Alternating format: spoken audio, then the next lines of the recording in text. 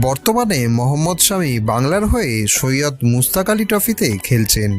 তবে সম্প্রতি মাঠে খেলতে গিয়ে শামির পিঠে আবারও চোট লাগে। মধ্যপ্রদেশের বিপক্ষে ম্যাচে ইনিংসে শেষ ওভার বল করার সময় বল থামানোর চেষ্টায় তিনি পড়ে যান, আর তারপরেই তার পিঠে অস্বস্তি দেখা যায়। তৎক্ষণাৎই মাঠে শামিকে পরীক্ষা করা শুরু হয়। তবে ভালো খবর এই যে শামি ওভারটি শেষ করেন। রিপোর্ট অনুযায়ী তার চোট তেমন গুরুতর নয়, বরং একটি মৃদু ধাক্কা মাত্র। রবিবার মেঘালয়ের বিরুদ্ধে ম্যাচে তাকে মাঠে দেখা যেতে পারে। প্রসঙ্গত, শামি 2023 সালের ওডিআই ওয়ার্ল্ড কাপের ফাইনালে শেষবার ইন্ডিয়ার হয়ে খেলেছিলেন। গোড়ালির চোটের কারণে প্রায় 1 বছর তিনি মাঠের বাইরেও ছিলেন।